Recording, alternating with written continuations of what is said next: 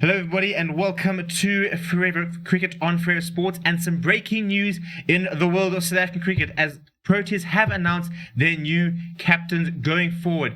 And Dean Elgar will take over the Test team until for the next sort of Test World Championship cycle, whilst Temba Bavuma has been named as the ODI and limited overs captain until the end of the 2023 World Cup, which for me is the right decision on both accords. You know, lots of big competitions coming up. Along with the Test Championship, we've got the 2021 T20 World Cup this year, the 2022 T20 World Cup, as well as the 2023 World Cup, which Bavuma will lead the Proteas in across all three. Whilst Dean Elgar will be sort of tasked with guiding the Proteas through the next Test Championship. And it's the right move. It really is the right move, I think, personally, because I think what we saw with de Kock is that he is such a good player. We're talking about a generational, talented player. But does he have the temperament as captain? And, you know, wicketkeepers are always part of the game. They're always going to have quite a good view of the game and always going to rely on them. But I don't think that he was the best captain. I don't think he's a player who necessarily, inspires the players the way he sort of acts and stuff like that. I think the way he plays, one of those sort of players that captaincy would have liked to sort of inspire by just scoring the runs, by getting the job done. But, you know, there are small intimacies of being a captain, which I just don't think he quite had. And I think that Elgar and Bavuma both have captaincy temperament, you know, where they're very mature in the game. They're mature in the way they approach it. They're very good. You can see they've got very good relationships with all the players. They speak to the media very well. They always say the right things. They're both very humble in their sort of assessments. And this doesn't mean to sort of take away from their ability. That neither of them are the stars of the team, are not necessarily the best players in the team. And I always think that's quite a good thing. Because I think that, you know, as someone like Quinton de Kock, who has been labelled as the best batsman in the South African side, you want him playing his best. You want him, all he needs to worry about is catching balls behind the stumps and scoring runs. That is what you want him to focus on, you know. And, you know, I think we're going to start seeing the best of Quinton de Kock, and hopefully of like Faf du Plessis, and more importantly, like somebody like Aiden Markram, you know, who I think needs to start scoring runs not only in the Test arena more regularly. We've seen him making a really good comeback, and now he needs to solidify a spot, but then try and bring his form across to white ball cricket as well. And he's someone who's been touted for Test captaincy in a long time, but I think that at the end of the day, he hasn't quite found the consistency in the international arena that we would have liked to have seen him. So, I mean, in terms of the Test match, and we'll go over there, I think Dean Elgar, you know, he's somebody who's very, very underrated. I mean, he's going to go down as one of the top run scorers in South Africa's history, one of the best openers we've ever actually had, despite not necessarily being the most talented, the most easy on the eye. You know, 33 years old, he's been in the Test side a long time, he knows his game inside and out. He does not need to worry about, you know, where he fits in the side, how he plays his game. He knows himself, and therefore he can now start looking at, right, well, what is my next task? My next task is turning a very young, a very inexperienced Test team into world beaters.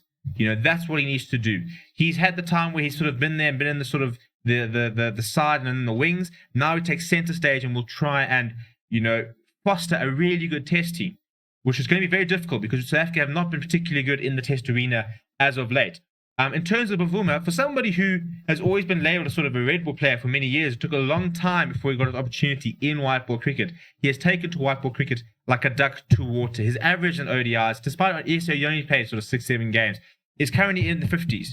You know, he looks really, really good. And what he's done, and I think is what's quite interesting, is that he's taken the sort of the attributes which made him such a good red ball player, and which was sort of maybe got him pigeonholed in terms of not necessarily playing the biggest strokes, not necessarily being the most aggressive player, but his ability to rotate the strike, you know, and to be quite positive and be able to sort of always be, you know, in single stuff like that, keep the runs, the scoreboard ticking over, is what's actually really helped him in the one-day setup. You know, he does have the ability to clear the boundary, so he can hit them big and he can sort of find the boundary as well. But, you know, he's somebody that's really good at running between the wickets. He negotiates the ball very well. He always finds a way to score in one-day cricket because he likes to rotate the strike, likes to get to the other end. You know, which is really important, because if you've got somebody who's facing 50 balls in an ODI, and if 50 of those balls, he's always trying to get off the mark and trying to, you know, get the scoreboard going and can run those twos. You know, suddenly 50 ball innings can become a 50-60 run, you know, contribution, and that's what he's been doing so well in limited overs. And I think it's the right decision. I think, you know, symbolically, CSA has been embattled in a very difficult period. I think that he's in the test side. He's had a really difficult time in terms of lots of having to sort of deal with that whole idea of being a quota player and stuff. Like that definitely is not the case. He does deserve to be where he is, and I think that we've seen so many good things from him over the years, which is why CSF stuck with him. And I really like the idea that we're going to say to him, right, take us to 3 World Cups, try it, win it for us. He's just won the T20 Challenge at the Lions. He's been getting a lot more sort of leadership credentials. He's looking a lot more mature. He's taken on responsibility. He's just looking like a player in a much better space than he was, 2 years ago. He was dropped from the test side, went to the 4-day series, banged a lot of runs, and now he is back. And I think it's the right call. I think he's someone who's going to be able to allow the likes of Faf du Plessis, Quinton de Kock, Aiden Markham to thrive whilst just doing his role really solidly. And I think that it's a nice sort of bridge between someone who has really had to work really, really hard to get there. Again, not necessarily a generational talent who sort of was destined to play for the Proteas. He's got there through hard work, and I always like that ability. So I think it's very good decisions, and I think that we're going to see hopefully some very good things from both of them. It's a very young squad. We've got the sort of you've got people on two ends really, which I think is probably the biggest issue. You've got players in their 30s coming to the end of their career, but all the other players are sort of in their early 20s. We don't have too many people sort of in their prime. You don't have a squad which is like mainly sort of 28, sort of 30, 31, 32, which is often when you're sort of in your cricketing prime.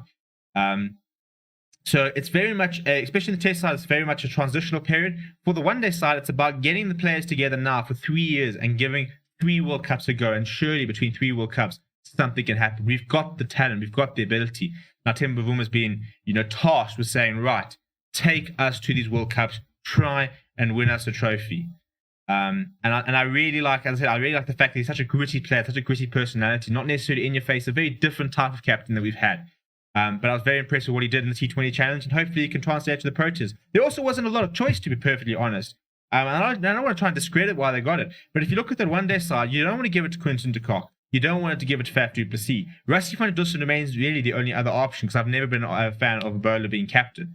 So after that, in terms of players who have cemented their place, it only really is Bavuma in the limited over series. We're seeing that Jan Milan starting to come up. We're seeing that lots of players are knocking on the door.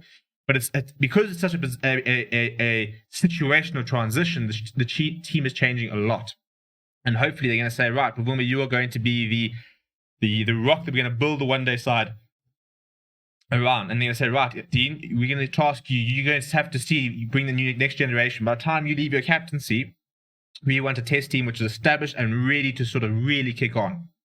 I don't think that test-wise, we have the ability to handle and try and go for the championship just yet. I think that's only going to come in maybe 2-3 years' time, when players like Markham are really established. Quinton de Kock's found his form back. Renan Fontonda is established in the international scene. People like Lungi Ngidi are back to bowling their best. Rabada just, has got a well-rounded, attack. So it's going to be an interesting time.